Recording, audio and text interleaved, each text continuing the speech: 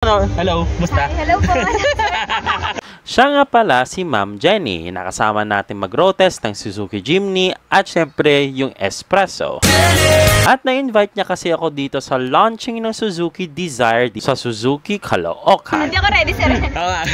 Yun po, regarding sa SRP po ng Dzire, hybrid, all-new Dzire hybrid po natin. Top of the line natin is Dzire CVT GLX80 po. Ang SRP po niya is 998,000.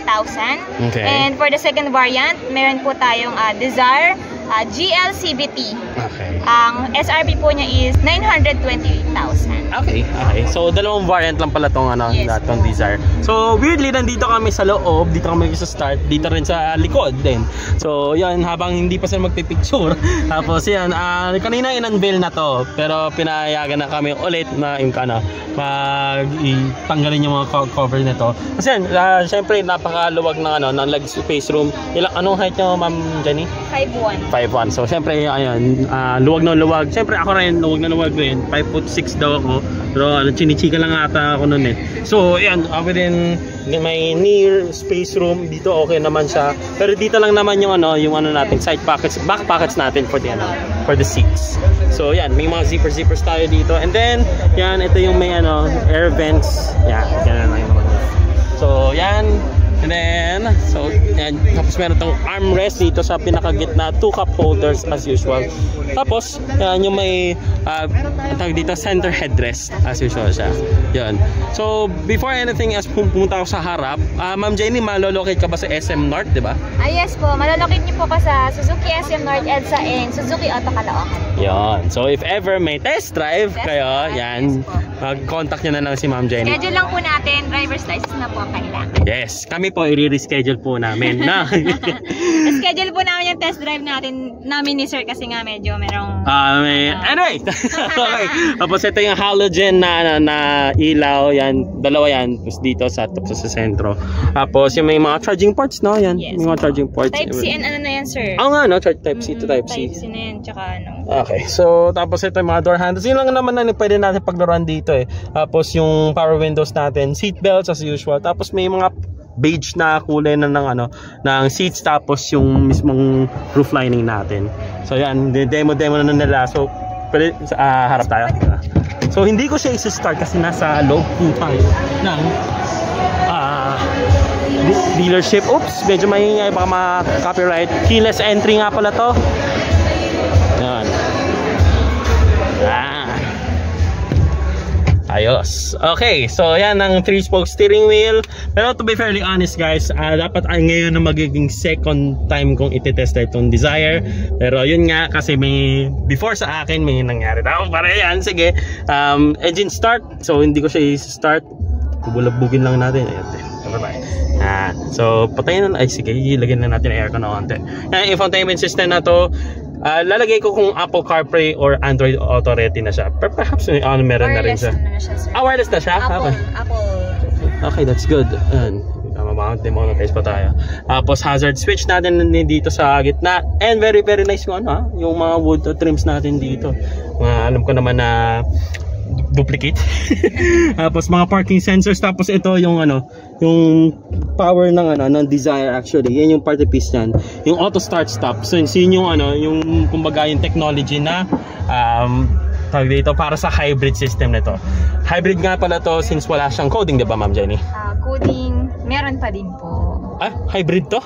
Hybrid po siya. Pero meron pa rin siyang coding, sir. Talaga?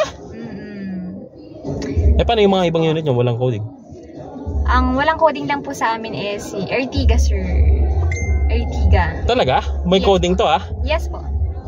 Kasi di ba kapag ni-register mo to sa LTO, wala siyang coding ang hybrid?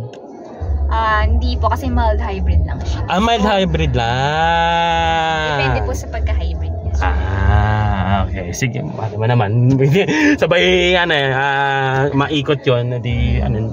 Malay mo, baka maging walang coding. Pero sige, hayaan mo na. Ito yung natin, may siyempre manual, dimming to. Ano, okay ka. Ay, sorry. Tapos yan, tapos dito yung mga bit speakers pa dito. Sa yung mga ano natin, infotainment system, climate control system, single zone lang siya, auto, tapos yung front and rear, yung mga defoggers natin. CVT ito, no? Itong transmission na to. Yeah. Yes. Yeah. Yes. Tapos yung mechanical handbrake pa rin, hindi siya automatic. Okay lang naman siya sa akin dito. Tapos yan. Okay naman yung kasi yung na to, yung dashboard na to is completely brand new, pero yung steering wheel is completely similar dun sa may XL7 at saka yung ibang layout ng ng Suzuki itself. Tapos central locking, meron na rin tayo dito. Tapos yung auto folding mirrors natin, yan. Galing, kapag magsisingitan, yun, ilagay mo na lang din dyan. Tapos patayin na lang natin, baka mamay mamuro tayo ng bakit naubos yung battery nito. Ito yung susi, yan yung susi niya. Ang cute. Tapos lock and unlock lang naman. Tapos may hidden key doon sa loob itself. Yan. Huwag natin nakawin yan. Tapos tingnan natin doon sa labas. Suzuki Dzire Hybrid ay meron tong 80 horsepower 3-cylinder engine. Gasoline na nga po to, and syempre, katulad ng sinabi niyang na model series itself, hybrid po ito.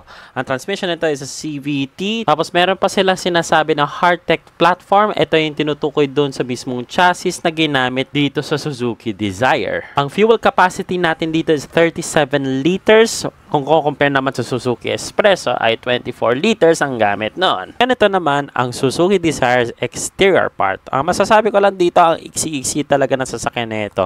Hindi sila nag-extend. Siguro lumaki lang nito na onting-onti lang naman. Pero ay ganun pa rin yung plataforma ng Dzire. Maiksi, makitid na sasakyan at napakaliit na para sa isang sedan standard. Ngayon, habang fina-focus ka sa headlights na sasakyan na ito, tapos yung fog light, in which hindi ko siya nabuksan, ito naman yung LED strips naman dun sa taillights. Napansin ko, ang ganda nga na ginawa nila dito. Very simple, tapos okay naman yung design for me. Tapos, arang nga siya triangle na nakatagilid na nakahiga. Tapos ito naman yung wheels and tires natin. Ayan ang mga sukat niyan. Tapos two-tone yung design ng wheels mismo. Tapos 4-lug nut spec. Tapos yung Suzuki logo doon naman sa gitna. Syempre. Napansin ko parang pares lang siya na doon sa sa Toyota Vios itself. But anyways, dito na naman yung side profile naman ng sasakyan. Pansin nyo, diba ang heated? Yan. Tapos yung grab handles natin dito, mabuti naman dito ginawang blackout na kasi marami ng ganun eh. Tapos kung yung interior nito ay may pagka beige color sa mismong seats and mismong dashboard and sa roof lining. Tapos yan, bubuksan ko ulit yung yung pintuan. Pero ayan, meron siyang keyless entry. Wala dito sensor guided eh. So pipindutin mo yung keyless entry para mag-lock and unlock yung mismong sasakyan. Tapos two-tone yung side doors natin, yung sidings natin, then yung dashboard itself black, tapos may beige, tapos may pagka-wood trim doon sa may gitna ng mismong dashboard. Ayan. Tapos ang pinagmamalaki na ng Suzuki dito itself ay meron na tong 6 airbags. Yan. Tapos 3-spoke steering wheel, meron tong audio controls, tapos yan, may hands-free Bluetooth telephone, and yung sa right side ay naman yung cruise control. Tapos yan naman yung infotainment system, yung nasa gitna. Tapos yun lang naman na kailangan nyo alamin. Wireless na pala yung Apple CarPlay and Android Auto. Yeah. Actually, thank you so much for today's video. Thank you po. Tsaka maraming salamat naman sa event Tapos siyempre sa pag-invite rin sa akin. So, yun, sa susunod na video probably may test drive na kami. Kami ni Sir. Yan, yes. Wala, naudlot. So, yun, like, comment, share, subscribe. Bye-bye. See, okay ka na, ma'am. Okay po, thank you. Bye-bye. By the way, meron pong test drive na gaganapin dito sa Suzuki Caloocan itself. Abangan nyo na lang. Kakausapin ko na lang si Miss Jenny kung kailan maging available yung unit ulit. Meron lang kasi may nangyari before ako nakapag-test drive dyan sa kotse na yan. So, yun, unexpected lang talaga yon. Kaya, hintayin na lang. Peace, love you guys, and drive safe, please.